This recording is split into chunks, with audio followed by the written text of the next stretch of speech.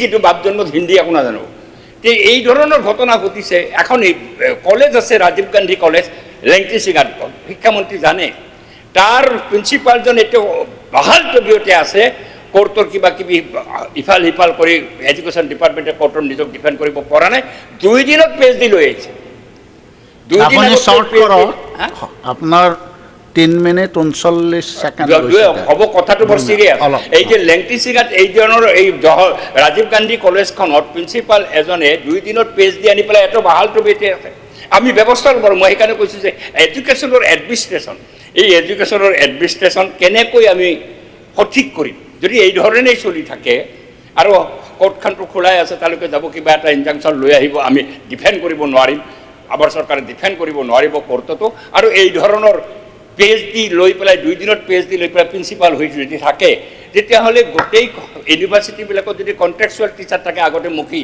যেতিয়া গভৰ্ণৰ আছিল তেওঁ একেবাৰে এটা ষ্টেণ্ড লৈছিল কোনো কণ্ট্ৰেকচুৱেল টিচাৰ থাকিব নোৱাৰিব বিশ্ববিদ্যালয় বন্ধ হোৱাৰ উপক্ৰম হৈ গ'ল এতিয়া কণ্ট্ৰেকচুৱেল টিচাৰ যদি ভৰ্তি হৈছে তেতিয়াহ'লে তাত কেনেকৈ ৰিচাৰ্চ ৱৰ্কটো চলিব ঠিক আছে এইটো নচলে মই সেইকাৰণে কৈছোঁ এই যে হায়াৰ এডুকেশ্যনত এই যিটো অচল অৱস্থা হৈছে এই অচল অৱস্থা আঁতৰ কৰাৰ কাৰণে দৃঢ় হওক চৰকাৰ দৃঢ় হওক শিক্ষা বিভাগ দৃঢ় হওক শিক্ষামন্ত্ৰী কিন্তু ডাকে নকৰি পেলাই এই তলৰ LP স্কুলৰ মাষ্টৰৰ লগত মুখ চুপুতি মাৰি থাকিলে সমস্যাটো বাঢ়িব নকমে কিন্তু হায়াৰ এডুকেশ্যনত যথেষ্ট পৰিমাণে গুৰুত্ব দিয়ক দি পেলাই কঠোৰ হওক এইখিনি মই আহ্বান জনাম এতিয়া মাননীয় সদস্য শ্ৰী দুৰ্গা দাস বড়ো ডাঙৰীয়া আপনার সময় 5 মিনিট 6 মিনিট দিছে 6 মিনিট ইয়াতে কাগজ 5 লিখা আছে ঠিক আছে সভাপতি ডাঙৰীয়া আৰু সদন মই প্ৰথমেই এটা কথা কৈ ল'ব বিচাৰিছোঁ যে 6খন ইউনিভাৰ্চিটিৰ কথা কৈছে আচলতে 7খন ইউনিভাৰ্চিটি হ'ব লাগিছিল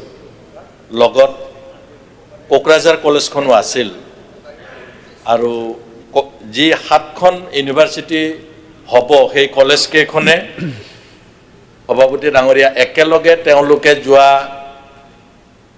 এই মাহত বহুত কাম কৰিলে তেওঁলোকৰ একেলগে ইউনিভাৰ্চিটি ডিক্লেয়াৰ হ'ব মাননীয় শিক্ষামন্ত্ৰী মহোদয় কোকৰাঝাৰ কলেজখন যিকোনো কাৰণত আপোনালোকে বিশ্ববিদ্যালয় এইবাৰ ঘোষণা নকৰিলে কিন্তু মই সন্দেহ প্ৰকাশ কৰিছোঁ যে কোকৰাঝাৰ কলেজখন বিশ্ববিদ্যালয় যদি এতিয়া নকৰে ইয়াৰ পিছৰ এছেম্বলিত আপোনালোকে কৰাৰ কথা ভাবিছে তেতিয়াহ'লে ইলেকশ্যন কমিশ্যনৰ কিবা কাৰণত কোড অফ কণ্ডাক্ট লাগিলে আৰু পিছুৱাই যাব আৰু কিছুদিন পিছুৱাব সেইখন সেইকাৰণে মই ভাবোঁ যে কোকৰাঝাৰখন আপোনাৰ 2টা দিন আছে এই 2টা দিনত যদি আপোনালোকে কোকৰাঝাৰখন ইনক্লুড কৰে তেতিয়াহ'লে মই ভাবোঁ আৰু সোণত সুৱগা হ'ব বুলি মই ভাবোঁ এতিয়া উচ্চ শিক্ষাৰ যেটো কৰ্তন প্ৰস্তাৱ আনিছে এই কৰ্তন প্ৰস্তাৱৰ বিপক্ষে মই দুটামান কথা ক'ব বিচাৰিছোঁ আমাৰ এই এডুকেশ্যন ডিপাৰ্টমেণ্টটো ইয়াৰ আগৰ এছেম্বলিটো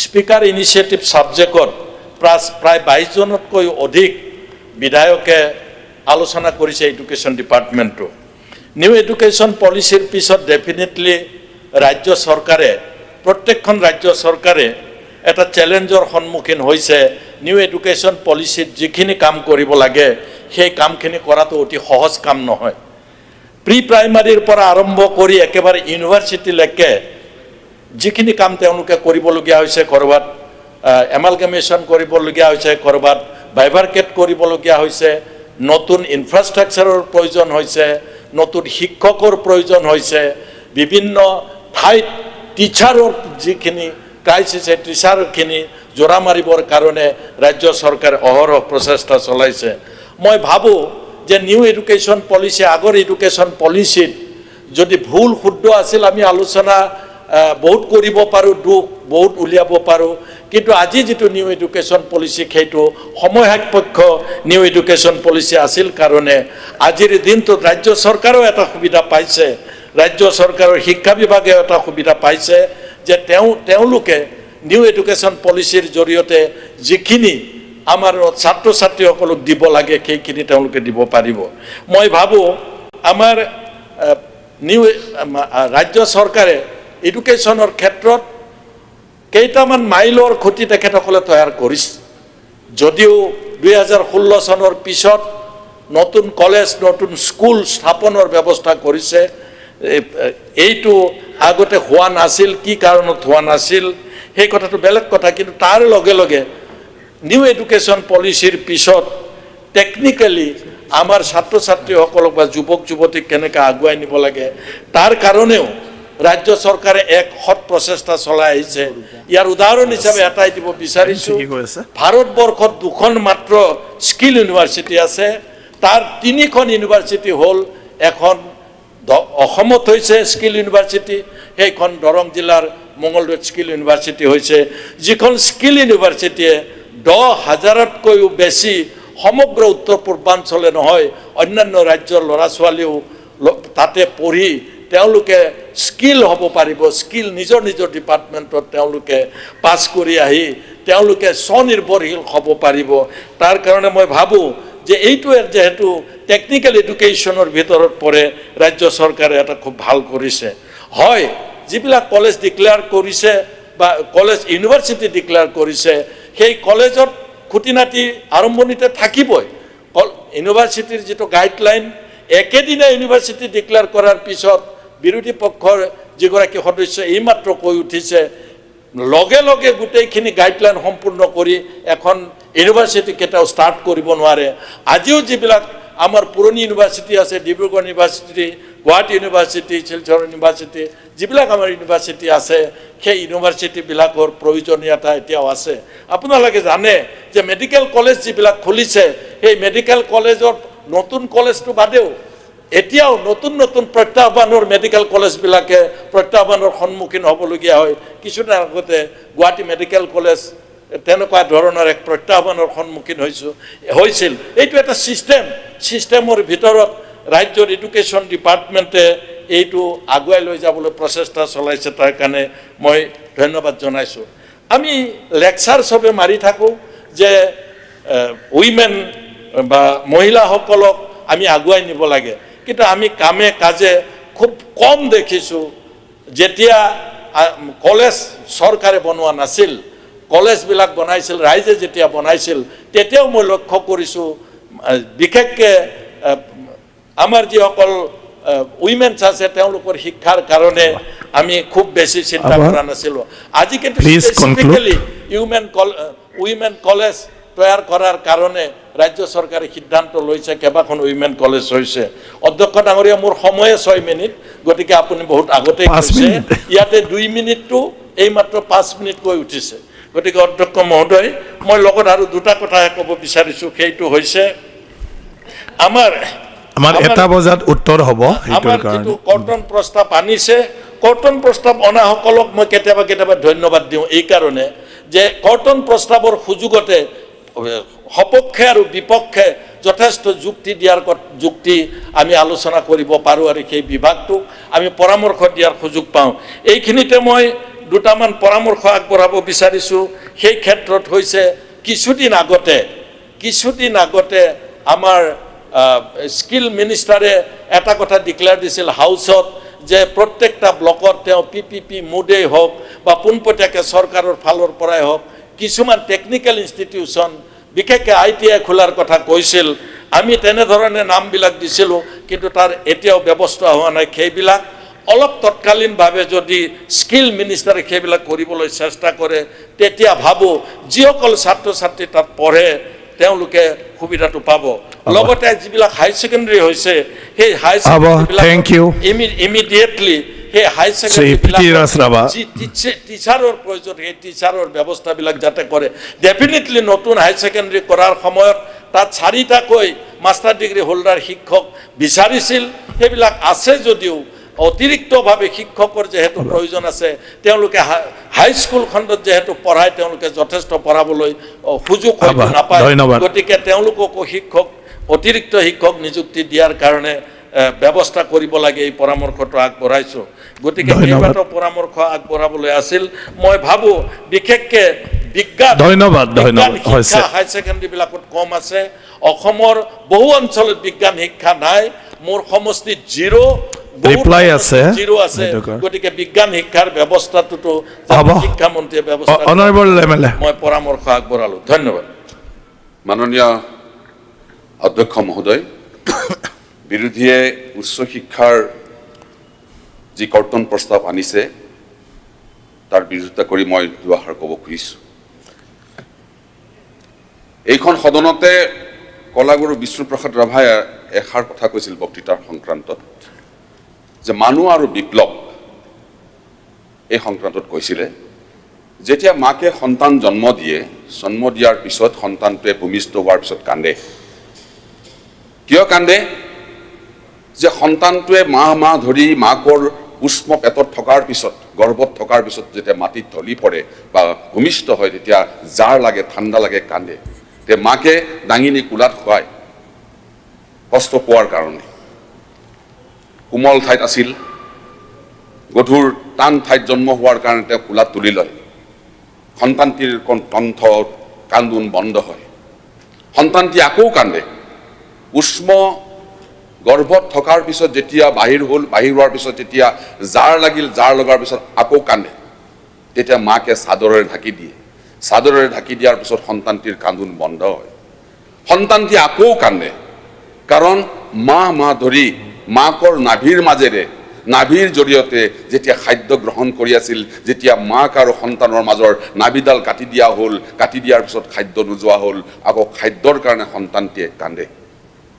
আকৌ মাকে বিয়া খুৱায় বা গাখীৰ খুৱায়, সন্তানটিৰ কান্দোন বন্ধ হয়। এই তিনিটা কাৰণতেই পৃথিৱীত বিপ্লৱৰ সৃষ্টি হয়, আৰু এইটো জন্মগত।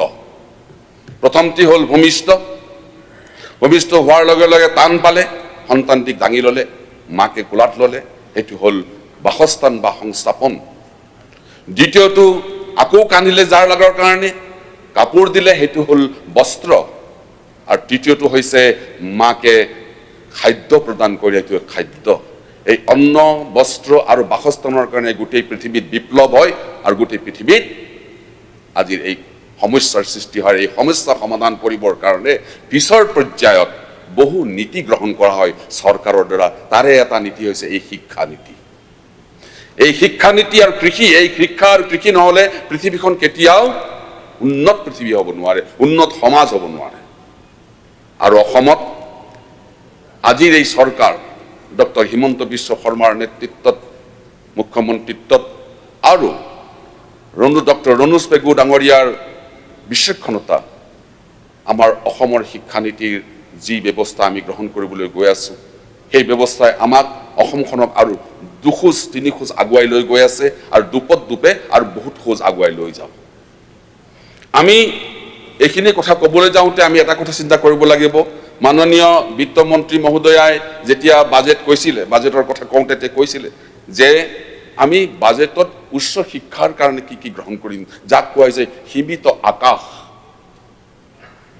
ডিব্ৰুগড়, যোৰহাট, তিহুৰ, লখিমপুৰ, তেজপুৰৰ আইন মহাবিদ্যালয়, নগাঁৱৰ শ্ৰীমন্ত শংকৰদেৱ বিশ্ববিদ্যালয়ৰ বাবে কৰ্পাছ পুঁজি ধন আবণ্টন, মাধৱদেৱ বিদ্যালয় আন্তঃগাঁথনি উন্নয়নৰ কাৰণে ধন আবণ্টন, মাজুলীৰ সাংস্কৃতিক বিদ্যালয়ৰ বাবে ধন আবণ্টন, কটন মহাবিদ্যালয় আৰু ৰবীন্দ্ৰনাথ ঠাকুৰ বিশ্ববিদ্যালয়ৰ কটন বিশ্ববিদ্যালয় আৰু ৰবীন্দ্ৰনাথ ঠাকুৰ বিশ্ববিদ্যালয়ৰ কাৰণে ধন আবণ্টন কৰি আন্তঃগাঁথনি উন্নত কৰা।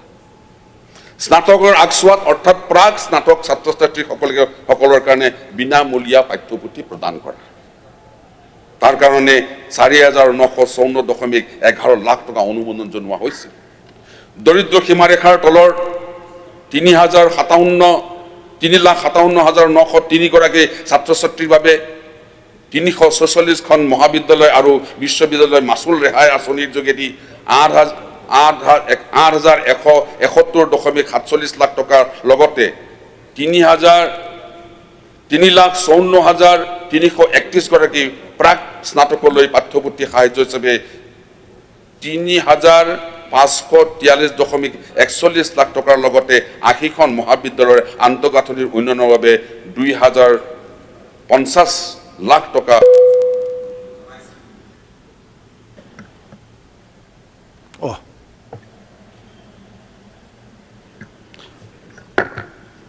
অনুমোদন জনাইছিল। ডক্টৰ বাণীকান্ত কাকতিৰ বঁটাৰ জৰিয়তে ছাত্ৰ ছাত্ৰীৰ মাজত 35,800খন স্কুটাৰ কিনিবলৈ বাজেটত 25,368.24 লাখ টকাৰ ধাৰ্য কৰা হৈছে আৰু মোকলাই দিয়া হৈছে। ঠিক সেইদৰে বঙাইগাঁও, বিহালী আৰু শুৱালকুছিত AIDA আৰু RUSৰ অধীনত নলবাৰী, নগাঁও, ওদালগুৰিত 6খন আভিযান্ত্ৰিক মহাবিদ্যালয় স্থাপন বা নিৰ্মাণ কৰিবলৈ কাৰণে ঘোষণা কৰা হৈছিল। SOPDৰ অধীনত হাজো, মাজুলী, টিংখং, CSSৰ অধীনত দৰং, কাৰ্বি আংলং, নগাঁও, ধুবুৰী আৰু ডিমা হাছাওত 8খন নতুন পলিটেকনিক নিৰ্মাণৰ কাম চলি আছে আৰু চলি থাকিব। আভিযান্ত্ৰিক মহাবিদ্যালয় আৰু পলিটেকনিক সমূহত খালী হৈ থকা পদসমূহ পূৰণৰ বাবে অসম আভিযান্ত্ৰিক সেৱা নিযুক্তি বৰ্ডৰ জৰিয়তে প্ৰক্ৰিয়া চলি আছে। 10খন পুৰণি পলিটেকনিক আৰু 16খন নতুন পলিটেকনিকৰ সা সঁজুলি উন্নীতকৰণৰ বাবে অতিৰিক্ত বিত্তীয় সাহায্য আগবঢ়োৱা হৈছে। এয়া আমি মুখেৰে কোৱা কথা নহয়, এয়া বিত্তমন্ত্ৰী মহোদয়াই বাজেট সেশনত ঘোষণা কৰা আমাৰ এইখন চৰকাৰৰ চলিত বৰ্ষৰ বাজেট। এই বাজেটৰ ওপৰত ভিত্তি কৰি আমি কামবিলাক কৰি গৈ আছোঁ। আমাৰ শিক্ষামন্ত্ৰী আৰু মাননীয় মুখ্যমন্ত্ৰী ডাঙৰীয়াই শিক্ষাৰ জগতখনত, উচ্চ শিক্ষাৰ জগতখনত আমি কেনেকৈ আগবাঢ়িব লাগে আমি আগবাঢ়ি গৈ আছোঁ। এই আগবাঢ়ি যাওঁতে আমি দেখিছোঁ 52খন কলেজ নিৰ্মাণ ক্লাছ আৰম্ভও হৈছে, 9খন ছোৱালী মহাবিদ্যালয় আৰম্ভ হৈছে, অনলাইন যোগে এডমিশ্যন হৈছে। Thank you. এই যে গোটেইখিনি কাম কৰিবৰ কাৰণে আমাৰ যিখিনি ধনৰ প্ৰয়োজন, এই ধনৰ প্ৰয়োজনীয়তাৰ ওপৰত ভিত্তি কৰিয়ে এই পৰিপূৰক দাবী মঞ্জুৰি উত্থাপন কৰা হৈছে।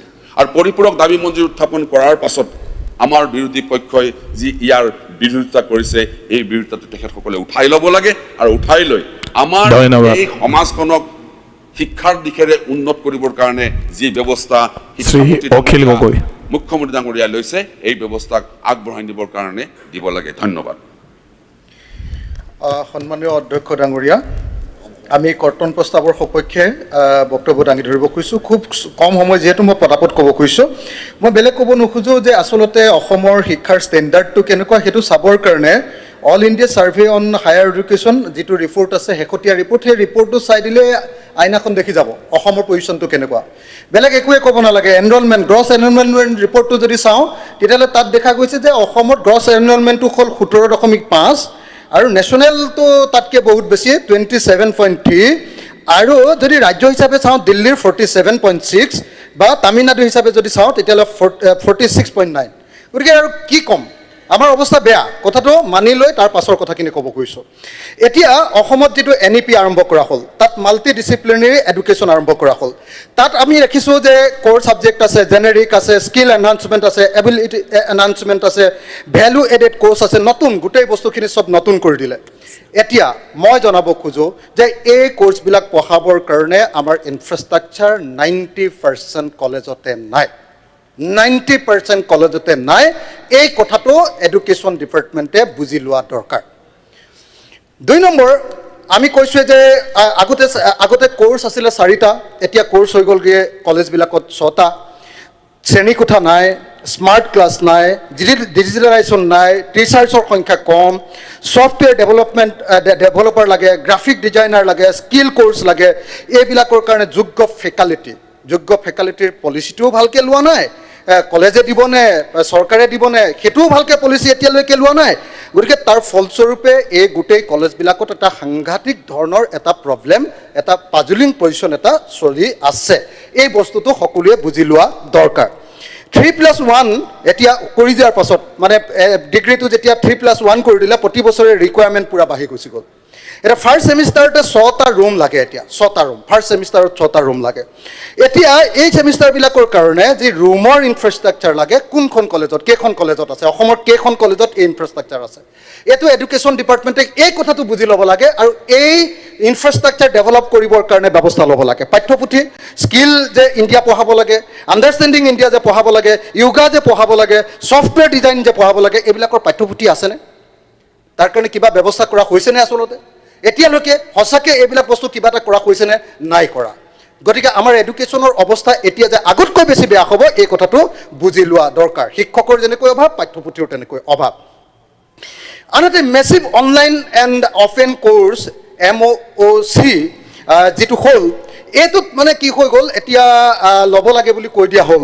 এতিয়া কি হৈ গ'ল, এনৰলমেণ্টৰ পাছত academic bank of credit ABC ছাত্ৰ ছাত্ৰীৰ নামবিলাক ৰেজিষ্টাৰ কৰিব লাগে ৰেজিষ্টাৰ কৰিবৰ কাৰণে আকৌ হেৰিটো বাধ্যতামূলক আপোনাৰ আধাৰ কাৰ্ডটো বাধ্যতামূলক 10 লাখ ছাত্ৰ ছাত্ৰী অসমত যদি আছে তেতিয়াহ'লে তাৰ 3 লাখৰে আধাৰ কাৰ্ড নাই এইটো কি হ'ব এতিয়া ছাত্ৰ ছাত্ৰীবিলাকৰ কাৰণে এইটো এটা বিৰাট ডাঙৰ সংকট সেই সংকটটো দূৰ কৰিবৰ কাৰণে এডুকেশ্যন ডিপাৰ্টমেণ্টে আচলতে কৰিছে কি এইটো আমাৰ মানুহক জনোৱা দৰকাৰ আনহাতে সমৰ্থ নামৰ এটা পৰ্টেলৰ জৰিয়তে এবাৰ গোটেই মানে এডমিশ্যনবিলাক দিয়া হৈছিলে যেতিয়া সমৰ্থ নামৰ পৰ্টেলবিলাকত এডমিশ্যন দিয়া হৈছিলে তাত যিবিলাক এডভাৰটাইজ কৰা হৈছিলে যে এইখন কলেজত ইমানটা ছিট আছে এটা ফিল আপ হ'ল নে কলেজবিলাকত সেইটো ছিট কেলে যি সময়ত আমাৰ এনৰলমেণ্ট কম যি সময়ত আমাৰ কলেজ কম যি সময়ত নতুন নতুন কলেজ বনাই আছে এতিয়া বহুতে কৈ আছে আটাইতকৈ ডাঙৰ ক্ৰেডিটটো কৈ আছে যে আমি মডেল কলেজ বনাইছোঁ মই তেখেতসকলক ক'ব খুজিছোঁ যে মডেল কলেজত শিক্ষক যিমানজন আছে সিমানজন ছাত্ৰ আছে নে নাই এবাৰ চাই আহোঁগৈ শিক্ষক যিমানজন আছে সিমানজন